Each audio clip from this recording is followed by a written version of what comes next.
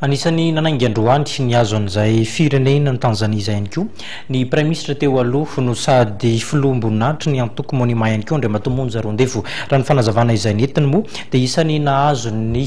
ataontsika hoe fanasana amin'ny fetim-pirenena tanzaniana ny tenany fiteny vola ravavy sy Stefana Razafy Mandimby ny antsipirin'izay vaovao zay.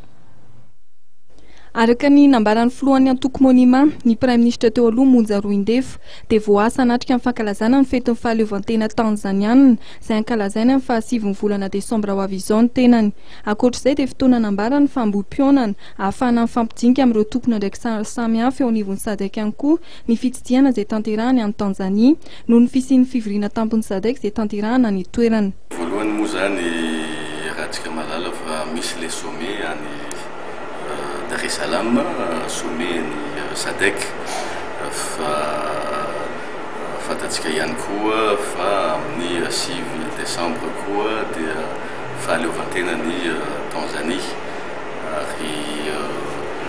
ao anatin'izany fisina fihetsehana zany moa zany no ahatongavana any ka tsy maintsy misy moa zany fionana tompona andraikitra maro samihafa any an-toerana mandritra an'izany fotoana zany na ny tompotany na ny mpivahiny moa dia io arakaraky ny fahaizana mandamina ny protocole sy ny fa ny antoko monima moa dia rahantsika malala fa antoko manana fifandraisana hatriny ela amin'ny antoko maro any Afrika izay mitondra fanjakana koa amin'izao fotoana zao dia efa misy protocole ny parti efa elaela ihany ka dia tsy maintsy rehefa misy fotoan-dehibe ohatran'izao dia hoe io le lazaina hoe ambohi-pionana mbola tsy fantatra aloha izay fionana mety hitranga fa dia hoe ambohi-pionana azy dia inona fa tsy maintsy misy adi-hevitra maro samihafa ihany fanaovana tompona andraikitra maro samihafa. Mikasika amin'ny fionana eo amin'ny filoha teo aloha Marc Ravalomanana sy ny filoha Tetezamida Andry Rajoelina dia manana ny ambarany ny antoko monima. Mandray anjara na tsy mandray anjara tsy dia zava-dehibe loatra angambany satria efa fantatra ny olona rehetra koa nge ny toerana misy any tsirairay tsy dia izay loatra ny zava-dehibe ho an'ny monima na ho an'ny tenako fa le fionana amin'ny olona maro samihafa hoe inona ny andrasana amin'izany fionan'ny olon-droa zany raha ho anay monima dia efa nolazaina hoe Monja Rondefo dia candidat ary mitaky fifidianana madio hatreny tamin'ny fotoana ny alako teny mahazo arivo no efa nitakinan'izany ary tokony atao aingana zany fifidianana zany fa fifidianana madio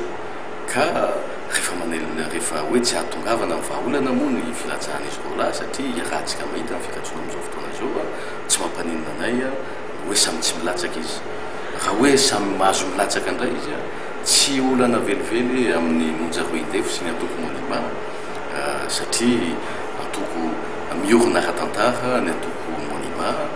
ary izay no mahatonga anay mitaky hoe fifidianana madio ihany no tena vahaolana. Efa latsaka kanterena amin'ny firenena ary manamafy ny filoha monima fa ny fanatanterahana fifidianana madio ahafahana mivoaka amin'ny krizy no takian'ny monima. Atongavana amin'izany dia mitaky ny fanomezana fahaleovantena tanteraka sy fanomezana teti-bola manokana ny senita ahafahany miasa ny vahaolana. Mitaky ihany koa ny tokony hampiarana araka ny tokony ho izy ny soro-dalana izay efa lasa lalàna eto amin'ny firenena ny Prime Ministre teo aloha Monja Rondefo.